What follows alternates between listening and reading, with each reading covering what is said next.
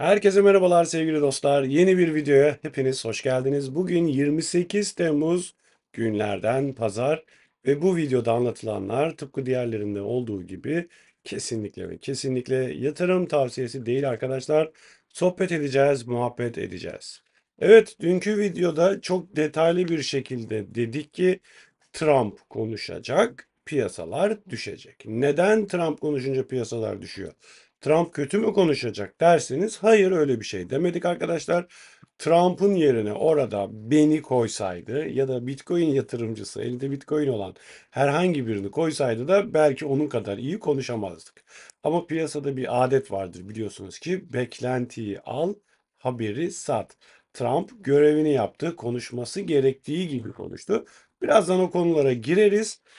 Her şey yani olması gerektiği gibi oldu. Dolayısıyla beklenti de bitince, Trump'ın konuşması bitince de piyasada bir geri çekilme oldu. Baktığımızda Bitcoin'de 0.87'lik bir geri çekilme oldu arkadaşlar.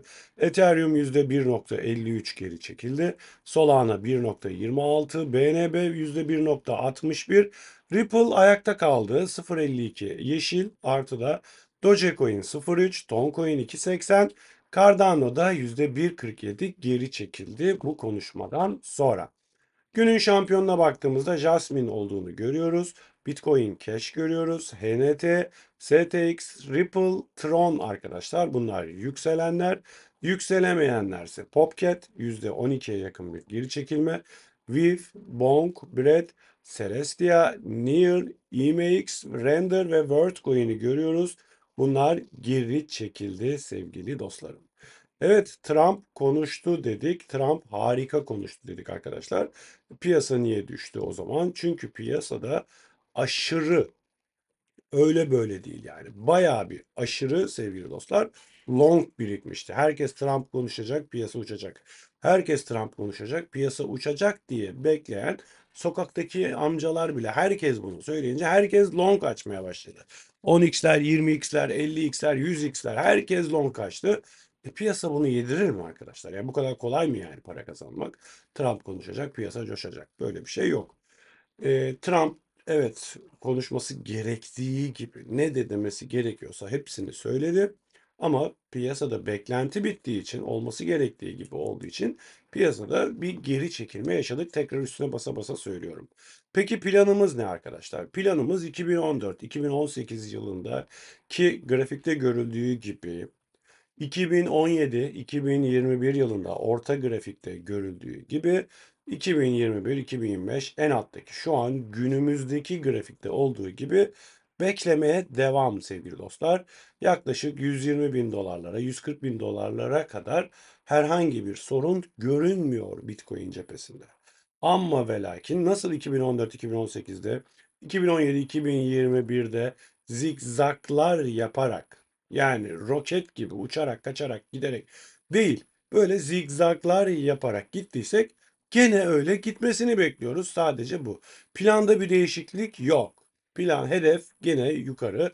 Ana yön yine yukarı. Her şey yolunda. Sadece Trump'ın konuşmasından sonra her aşırı bir şekilde long biriktiği için bu longları bir lig edelim. Ardından yükselişe devam edelim çabası var. Peki Trump ne konuştu arkadaşlar? Bunun için Bitcoin sisteminden biraz destek alalım. Çünkü özet geçmiş, çok güzel bir şekilde anlatmış. Son dakika Donald Trump Bitcoin konferansına sahneye çıktı. İşte söyledikleri. Şöyle başlık başlık gidelim. Önce Trump sevgili dostlar sahneye bir saat geç çıktı. Önce 9'da konuşulacağı söyleniyordu. Sonra bu 10 oldu. Dediler ki 22'de göre konuşulacak. Türkiye saatiyle konuşuyorum bunu. Saat 22 geldi. Trump sahneye çıkmadı. Dediler ki gizli bir konuk gelecek. Ve Trump o gizli konukla beraber sahneye çıkacak. Dediler arkadaşlar. Dediler ki acaba kim acaba kim? Elon Musk dediler. Çünkü Elon Musk'ın jeti de havadaydı zaten o esnada ve oraya doğru geliyordu. Nashville'e doğru geliyordu. Herkes Trump dedi yani. Elon Musk dedi. Elon Musk geliyor dediler. Derken Elon Musk Nashville şehrinin bölgenin üzerinden teğet geçti. İnmedi aşağıya. Ulan dediler bu Elon Musk manyağın teki şimdi paraşütle atlamasın buraya falan filan. Bir sürü dedikodu derken kimse gelmedi. Bir saat sonra yaklaşık Trump sahneye çıktı arkadaşlar. Karşısında bir kripto para topluluğu vardı ve kripto para topluluğuna bakarak bir politikacı edasıyla işte bu ruh dedi, bu kripto paracıların ruhu Amerika'yı inşa eden ruh dedi arkadaşlar. Bir gaz verdi. Yani bizim politikacılar kendi topluluklarına bakarak diyorlar ya işte bu Kuvayi Milliye ruhudur diyoruz ya. Diyorlar ya bizim siyasetçilerimiz. Onlar da Amerika ruhu işte bu ruh Amerika'yı kuruyor. Aynı şeyler. Yani aynı siyasetçiler, aynı laflar. Neyse devam ettiğimizde bizi ilgilendiren kısımlara geçelim. Bitcoin bir gün altının yerini alacak. Bu yani kesin. Hani insanlar sokaktaki adam, en basit amcalar, teyzeler, dayılar altın nasıl alıyorlarsa arkadaşlar bunlar da ileride Bitcoin alacağını söyledi. Bitcoin'in insan başarısını ve büyük dayanışmanın bir mucizesi olduğunu söyledi. Yani herhangi bir devlet değil, tamamen topluluk olarak. Şöyle aşağılara doğru indiğimizde işte biz Bitcoin'e sahip çıkmazsak buna Çin sahip çıkacak. 100 sene önce nasıl çeliğin icadıyla çeliği olan en güzel arabayı, en güzel uçağı, en güzel sanayiyi inşa ettiyse şimdi de en çok Bitcoin'i olan yani 100 sene sonra en çok Bitcoin'i olanın dünyayı şekillendireceğini söylüyor ve bu treni kaçırmamamız gerektiğini söylüyor. Yoksa bunu Çin'e mine oraya buraya kaptırırız diyor. Bitcoin üretilirken çok fazla elektrik harcanıyormuş deniliyor. Biz yenilenebilir enerjiyle Bitcoin üretmeye devam edeceğiz ve üstelik fosil yakıtlarla dahi arkadaşlar elektrik üretimine izin vereceğiz dedi. Hani çevreciler falan isyan ediyor ya fosil yakıtlarla nasıl elektrik üretirsin diye. İzin vereceğim dedi. Çünkü Trump küresel ısınmaya bu fabrika bacalarından çıkan dumanlardan dolayı dünyanın kirletildiğine inanmayan bir herif arkadaşlar. Yani her tarafta böyle kara kara dumanlar görebiliriz Bitcoin imalatı için. Bu da tabii böyle bir insanlarda bir şaşkınlık yaratıyor ama bir taraftan da alkışlıyorlar daha çok Bitcoin üreteceğiz diye. O kadar çok elektrik üreteceğiz ki diyor Trump. Durmam için bana yalvaracaksınız diyor. Yani adam deli yani bildiğiniz deli. Kamala Harris kripto paralara karşı diyor. SEC Başkanı Gensler'ı kovacağını söyledi. Geldi ilk gün. Hemen Trump seçildi 5 Kasım. Mazbatayı aldı. Ertesi gün Gensler'ı kovacağım dedi. Bu bayağı bir coşku aldı. Bayağı bir alkış aldı. Sonra dedi ki ya dedi ben dedi Gensler'ı bu kadar sevmediğinizi, bu kadar ondan nefret ettiğinizi bilmiyordum dedi. Sizi mutlu etmek için hadi bir daha söylüyorum dedi. Geri Gensler'ı geldiğim ilk gün kovacağım deyince bir daha bir alkış aldı. Bayağı bir şov yaptı yani arkadaşlar. Şimdi şöyle baktığınızda 3. Dünya Savaşı'nı sürdüreceğim. 3. Dünya Savaşı'nı durduracağım diye. Yani bir tane şey alın. e, Yani çocuk alın oraya. Kriptoyu öv deyin. Bitcoin'i öv deyin. Ya da bir Bitcoin maksimalisti birini alın koyun oraya. Bitcoin'i öv deyin. Onları aynen kelimesi kelimesine Trump söyledi. Söylenebilecek yani kriptoları, Bitcoin'i yüceltebilmek için, yükseltebilmek için ne söylenmesi gerekiyorsa hepsini söyledi. Devlet olarak sürekli Bitcoin üreteceğini ve bunu önceki hükümetler gibi, Alman hükümetleri gibi satmayacağını da söyledi.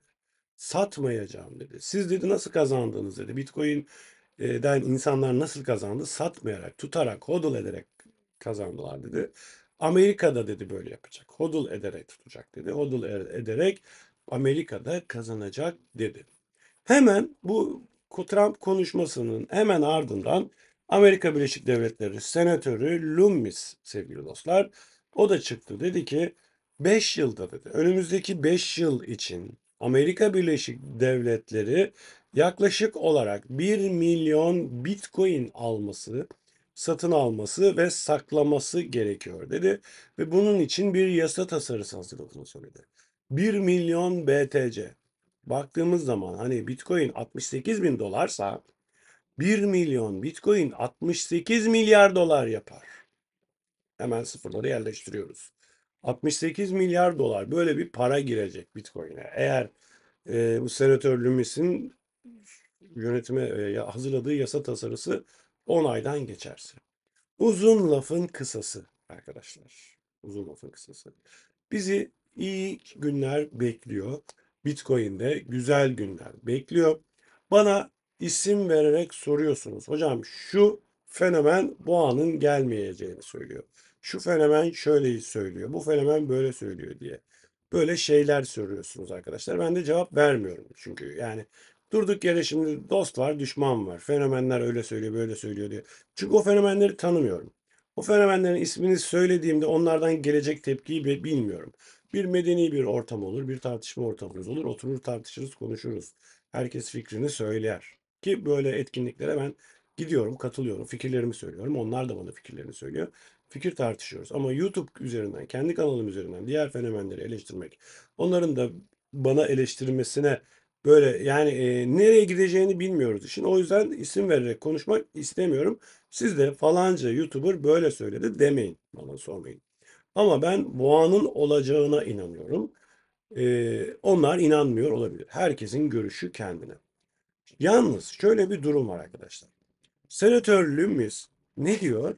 Amerika Birleşik Devletleri ne alması lazım diyor? Bitcoin alması lazım diyor. Elon Musk ne diyor? Bitcoin'e yatırım yapıyor. Tesla ne alıyor? Bitcoin'e yatırım yapıyor. Trump arkadaşlar dünkü konuşmasında neden bahsediyor? Bitcoin'den bahsediyor. Altcoin'lerin esamesi okunmuyor arkadaşlar. Dolayısıyla hani boğa dolayısıyla kriptolardaki rally Bitcoin önderliğinde devam edecek gibi görünüyor. Mutlaka ama mutlaka portföylerde Bitcoin bulunsun.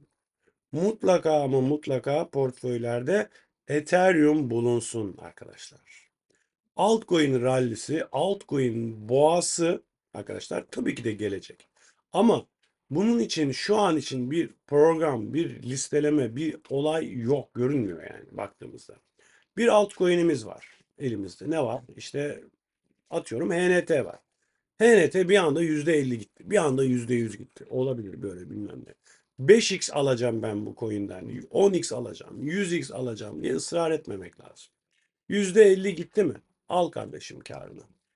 Aldığın bir coin sabah bir uyandın %100 gitti mi? Sepetindeki bir altcoin. Sepette kaç tane altcoin var? 20 tane altcoin var. Bir tanesi uçtu gitti mi? %20, %30, %50. Sat gitsin arkadaşlar. Çünkü bugün %50 gitti. Yarın da %50 gidecek. Ondan sonraki günde %50 gidecek dönemi için bir işaret şu an için yok. Bu boğalarda oluyor böyle şeyler. Ama şu an için genel olarak böyle bir işaret yok. Bitcoin'in bir hikayesi var şu an. ETF'ler ve Amerika Birleşik Devletleri seçimi, Amerika'nın 1 milyarlık, 1 milyonluk Bitcoin alımı gibi sözler. Ethereum'un ETF'i var. Ethereum'da da yükselişin katlanarak devam etmesini bekleyebiliriz. Şu an ETF'lerden, Ethereum ETF'lerinden çıkış olsa da katlanarak yükselmesini bekleyebiliriz arkadaşlar. Solana'nın ETF'i gündemde. Solana'nın da yükselmesini bekleyebiliriz. Ama diğer altcoin'ler için şöyle baktığımızda bir hikaye yok. Hocam AVAX. AVAX'ta da şu an için bir hikaye yok. AVAX'ta da şu an bir yükselen trend var. Ama yükselen trendde hani 5x'lik, 10x'lik, 100x'lik bir hikaye şu an için yok. Şu an için olmadığı, yarın olmayacağı anlamına gelmez tabii ki de. Şimdi oturuyoruz burada. Ben videoyu durdur, stop, kapat tuşuna bastığım an AVAX'ın sahibi Emin Hoca veya HNT'nin sahibi veya Phantom'un sahibi veya X bir altcoin'in sahibi çıkıp bir açıklamayı yapıp bir hikaye başlatabilir. Ama şu an için başlamış bir hikaye yok arkadaşlar altcoin'lerde. Portföylerde mutlaka ama mutlaka Bitcoin olmalı. Şimdi şöyle bir yapalım. Bitcoin tarafına şöyle bir bakalım. Bitcoin'de bir al sinyalimiz geldi bize 57 bin bölgesinden ve ardından da yükselişin devam ettiğini görüyoruz. Baktığımızda yeşil olarak gidiyoruz Heikin Aşi'de ama baktığımızda yine 11 Temmuz'da bize gelen al sinyalinden sonra biz neler çektik yani bu Temmuz ayında da. Ben Temmuz ayının Haziran ayından daha iyi olacağını söylemiştim. Temmuz ayının başındaki videolarımı izlediğinizde ve de öyle oluyor. Şu an Temmuz ayı Haziran ayına göre daha iyi gidiyor. Herhangi bir problem yok. Al sinyalinin devam ettiğini görüyoruz bugünkü düşüşe rağmen. Bugünkü düşüşü şöyle bir yorumladığımızda ise sevgili dostlar, evet Trump konuştu. Trump konuştuktan sonra düşüş geldi. Peşinden senatörün yaptığı açıklama, tekrar yükseliş. Burada benim destek bölgesi olarak dünkü videoda 67-300'ü belirledik. 67.300'ün altında bir kapanış gelirse şu an altındayız. Bakın altında kapanış gelirse şu an altındayız. Aşağıda bizi destek bölgesi olarak 66.400'lerin beklediğini söyleyebiliriz arkadaşlar. 66.400'ler bizi bekliyor. Şurada bir 200 birimlik hareketli ortalama 200 ma'yı görüyoruz. Bu şimdilik çalışıyor. Dün çalıştı. Gene bunun burada bizim düşmemizi engelleyebilir. Yani 66.800'ler bizi tutabilir arkadaşlar. Şu an için kısa vadede arkadaşlar, kısa vadede yön aşağıya. Tamam mı? Kısa vadede destek 66.700'ler, kısa vadede destek 66.350'ler gibi görülüyor kısa vadede. Buralara doğru inmesini ve ardından yükselişin devam etmesini bekliyoruz. Uzun vadeciyseniz eğer tutacaksanız bir problem yok zaten. Kısa vadede geri çekilme, uzun vadede yükseliş bekliyoruz piyasalardan özetle. Trump söylemesi gereken her şeyi doğru düzgün bir şekilde, bir politikacıya yakışır bir şekilde söyledi. Piyasaya epey bir gaz verdi, fena bir gaz verdi. Ama ve lakin bu bekleniyordu. Trump'ın gaz vereceğini bekleniyordu. Trump gaz verecek mi, piyasa uçacak, kaçacak, gidecek diye aşırı şekilde bir FOMOlanma vardı. 10x'ler, 20x'ler, 50x longlar havalarda uçuştuğu için bunlar lig olmadan yükseliş devam edemeyeceği için kısa vadede geri çekilme, orta uzun vadede ana yön yukarı. Bir hatırlatmamızı yapalım sevgili dostlar. Ne yapıyorduk? Biliyorsunuz ki bir Telegram grubumuz var. Bu Telegram grubumuza katılmak ücretsiz.